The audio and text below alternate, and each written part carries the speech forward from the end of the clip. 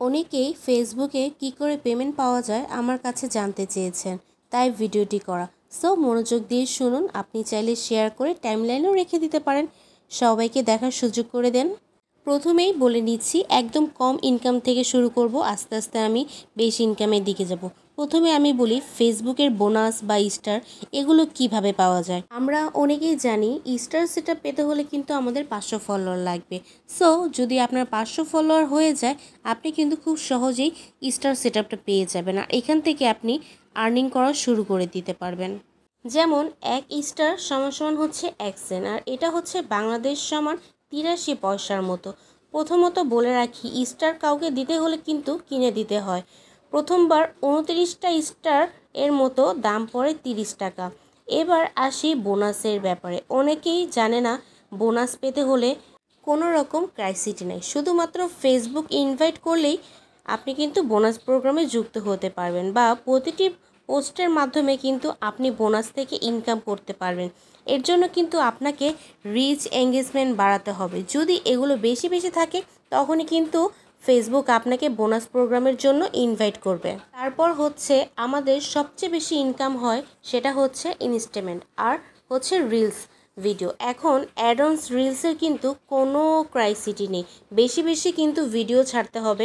যেমন হচ্ছে 90 সেকেন্ডের ভিডিও, তারপর ভার্টিক্যাল মুভে করা রিলসগুলো যে আপনারা দেখে থাকেন, ওই ধরনের ভিডিওগুলো বেশি বেশি করে আপলোড করবেন।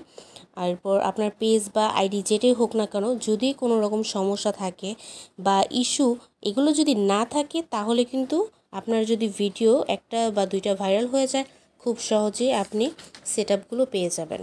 যেমন হচ্ছে মিলিয়ন ভিউজ বা 5 লাখ 6 লাখ এরকম ভিউ যদি হয়, 3-4টা ভিডিও হলেই আপনি খুব সহজেই রিলস সেটআপটা পেয়ে যাবেন। ফেসবুক প্ল্যাটফর্মে কিন্তু আপনি খুব সহজেই যদি নিয়মগুলো গাইডলাইনগুলো মেনে চলতে পারেন, তাহলে আপনি খুব সহজেই সুন্দরভাবে এখান থেকে আর্নিং করতে পারবেন।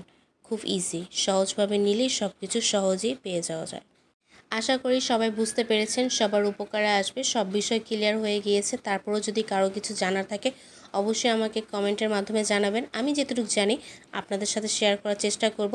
আর যেহেতু দুদিন যাবৎ কম বেশি বৃষ্টি হচ্ছে, আর বৃষ্টির মধ্যে খিচুড়ি অনেক বেশি মজা লাগে, তো এই কারণে আমি একটু খিচুড়ি রান্না করেছিলাম। এরপর আচার আর ডিম ভুনা নিয়ে সাথে মজা মজা করে খিচুড়িটা খেয়েছি। আমার তো খিচুড়ি বেশ পছন্দ, আর বৃষ্টির মধ্যে খিচুড়ি খেতে তো সবারই কম বেশ ভালো লাগে।